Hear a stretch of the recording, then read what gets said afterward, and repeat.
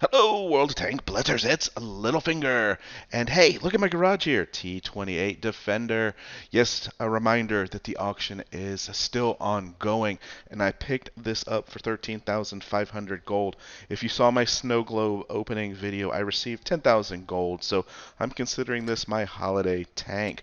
But keep in mind, guys, that there are still some good bundles up here. If you filled up your 20,000 gold for 20 bucks, that is an amazing deal. Some of these smaller crates are also good deals if you have those. I would recommend picking them up. So from that, I was able to pick up the T28 Defender for, I believe it was 13,500 gold. And so I'm going to show you my first two battles in it. But first, just real quick on my setup. Repair kit, multi-purpose, and engine boost. Obviously, this has an autoloader, so I can't run my famous adrenaline, which I always run. Case of cola, improved fuel, and standard fuel. I'm going to play around with this, see how it goes, but we have obviously neglected there the protective kit.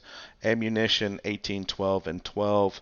Again, we'll see how this goes, but so far AP has been just fine. Obviously still on my top tier 5 battles. So improved vents, defense system, improved optics, enhanced gun lane drive, enhanced armor, engine accelerator, and refined gun. And keep in mind that this is a TD, so I do get a bigger benefit from the camouflage net, but with all of this armor, I don't see myself sitting still, sitting in the back.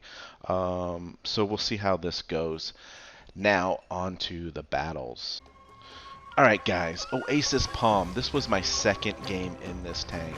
And I'm showing that one first just because I know you guys like to jump around. And I figured if you're going to watch one of the two games, this is the one you're going to want to watch. And yes, this was the Sweaty Palms close finish. Really solid game. So this is why I decided to go ahead and highlight this video first. Now, still getting used to the feel of the Defender, but I like its mobility. Looking here, I'm testing out the aiming arc, 143 degrees each side, thus 286 degrees.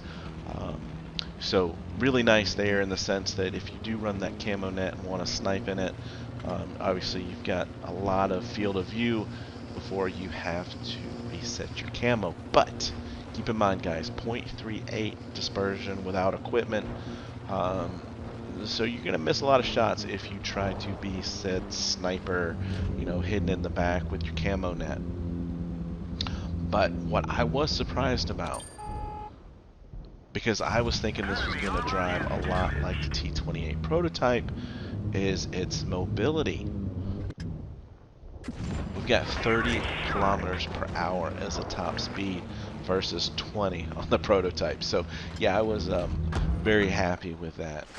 We've landed 2 shots. It's a shame that that third shot didn't kill that mod 1.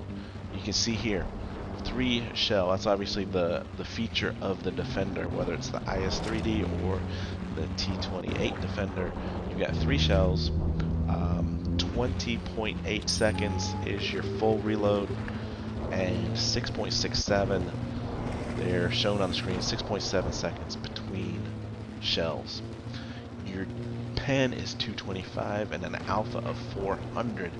So obviously on a high side there, you can get 20% extra on that, so 480 would be a really high roll.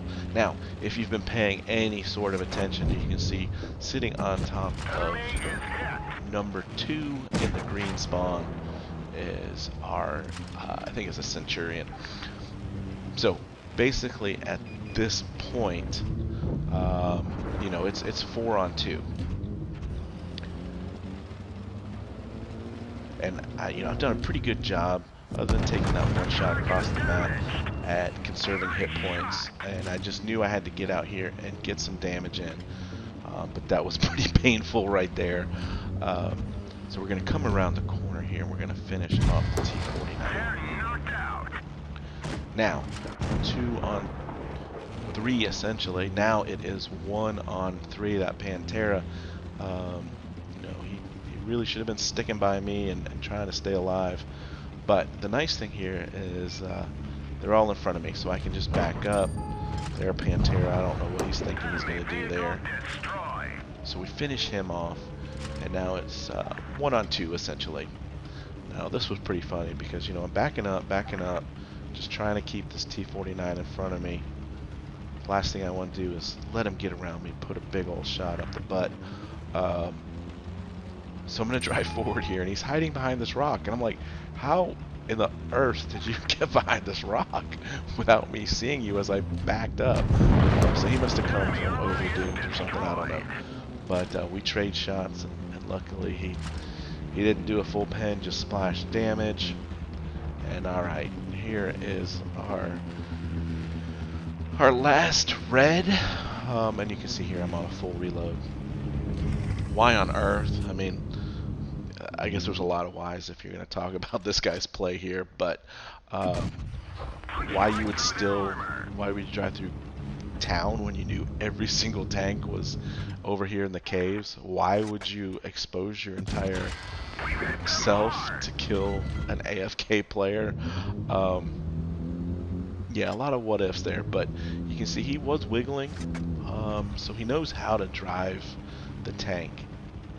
So 400. I'm not off the top of my head exactly sure what the damage is on that tank. I think it's in the low 300s, but I'm not 100% positive, so I am going to play this extremely cautious. You can see our nice 10 degrees of gun depression. We've still got 2 shells loaded. I do have APCR. And there it is, 310. So yeah, he's in the low 300s with his shot. So most likely I can withstand one of his shots. He is obviously a 1-shot, maybe a 2-shot if I get an extremely low roll with this APCR. 340 is my average roll with APCR. So we're going to be aggressive. Going to push around. Yep, so he's definitely a 1-shot. APCR all the way here. No messing around. And we get that kill and get behind that rock. And yeah, so that was the Sweaty Palms. Fun little game. 3,740 damage. 82,000 credits. So jumping here to the second game, Dead Rail. This was my first ever battle in the Defender. And one of the things that I didn't really talk about much on the first game there, in comparison with this, with the 3D, AP, APCR are your 2 primary ammos in the Defender. The IS-3D now has APCR as your main and heat as your premium. So to me, that is a huge advantage to the prototype. I am not a fan of heat. A lot of things can go wrong when shooting heat. So yeah, I like the fact that this is APCR. The mobility, I really don't have any issues with this. As you can see there, a little misfire. Sometimes my iPad gets a little too sensitive. But anyway, you know, this was the first aim shot. Yeah, so it was a little bit off target. Probably could have aimed it a little bit further to the left. But we do get a nice shot in down there below the tracks. And so, you know, this is one of those games where I'm not sure, maybe the enemy Reds there weren't the strongest, smartest team ever, but it still came down to being a pretty close game. But you can see here, I'm just basically using the hard cover to keep myself protected from all of those guys down there at the rails. And we finish off the Panther, and we've got a Tiger and an AT over here, so that's where we're going to focus on. I was expecting the Tiger to back up through there, but he does not, so we're going to move on in here. You know, it was one of those situations here with this reload situation. You gotta be paying attention to it. you can really do a huge difference between being active, making those strong decisions there as to when to force a reload if you've only got one shell left or something. Enemy vehicle destroyed. So, you know, it's looking pretty strong here. And we've lost 2 tanks, they've lost 4. They're all down here in the valley area. But, as you can see,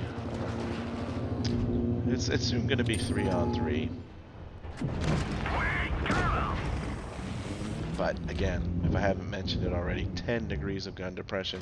You gotta love that in the American tanks. There's another shot that falls short.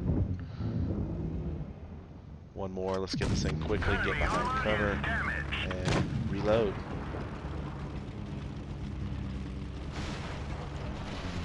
Tiger's making a run for it, but as you can see here, we've conserved hit points, and now we can just be aggressive and put ourselves in front of the fire here at the end of the game.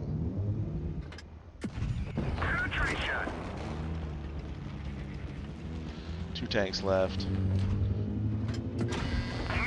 On the move shot there. Ram. We didn't do much advantage in ramming him. But, we do get the kill shot. So 3,170 damage, 3 kills in our first battle. And that was 85,000. So it does have a nice credit coefficient, 170. So I think it's a tank that can make money. So far, so good. The armor seems to be a little bit less than what I was anticipating. But I'll give you a full review a little bit later on as I get more battles in it, especially after I face some top tier 9s. But guys, remember, the auction is still available. And I hope you're having fun. I've given up on Clementines, so my one and only snow globe, 10,000 gold. So have fun out there. Stay safe. Get educated, not fingered. Littlefinger out.